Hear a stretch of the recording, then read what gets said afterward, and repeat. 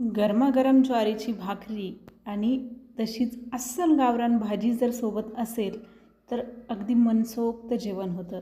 तर आज आपण पाहणार आहोत हदग्याच्या फुलाची भाजी। तर ही एकदम पारंपरिक रेसिपी आहे। इथे मी 1/2 किलो हदग्याची फुलं घेतलेली आहेत। आता ही फुलं आपल्याला निवडून घ्यायची आहेत। तर यातील परागकण काढून घ्यायचा आहे आणि याच्या पाकळ्या बाजूला करायच्या आहेत आणि याला एकदा स्वच्छ पाण्याने धुवून घ्यायचं आहे। तर यासाठी लागणारं साहित्य मी खाली तुम्हाला डिस्क्रिप्शन बॉक्समध्ये देते। आता कढईमध्ये मी तेल घातले आणि त्यामध्ये मी मोहऱ्या घातल्यात। मोहऱ्या छान तडतडल्या की त्यामध्ये मी जिरे घालते।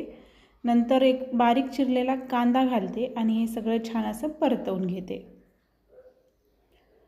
आता यामध्ये मी अद्रक, लसूण आणि हिरवी मिरचीचा ठेचा घालते। यामुळे आपल्या भाजीला खूप छान चव येते। थोडीशी हळद घालते, 1/2 चमचा लाल तिखट, अगदी 1/2 चमचा गरम मसाला, चवीनुसार मीठ घाला आणि हे 2 मिनिट परतवून घ्या। आता यामध्ये आपण धुवून घेतलेली हदग्याची फुलं घालून घ्यायची आहेत आणि मीडियम गॅसवरती ही आपल्याला छान असं परतवून घ्यायचं आहे। तुम्ही यामध्ये भिजवून घातलेली हरभऱ्याची डाळ सुद्धा घालू शकता, ती पण छान लागते। आता परतवल्यानंतर हे फुलं छान एकजीव होतात। आता यामध्ये मी भाजून घेतलेलं 2 चमचे बेसन पीठ घालते। यामुळे आपल्या भाजीला खूप छान चव येते आणि भाजी छान अशी मिळून येते। शेंगदाण्याचं पीठ घातलं तर या भाजीला अगदी पाहिजे तशी चव येत नाही।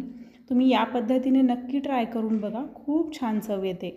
आता यावरतून मी थोडंसं पाणी शिंपडते आणि आपल्याला यावरती ताट ठेवून एक वाफ काढून घ्यायची आहे आणि आपली ही भाजी खाण्यासाठी तयार होते। तर हदग्याच्या भाजीसोबत ज्वारीची किंवा बाजरीची भाकरी अगदी रुचकर लागते। तर अशा पद्धतीने भाजी बनवा आणि कशी झाली ते मला कमेंट करून सांगायला विसरू नका।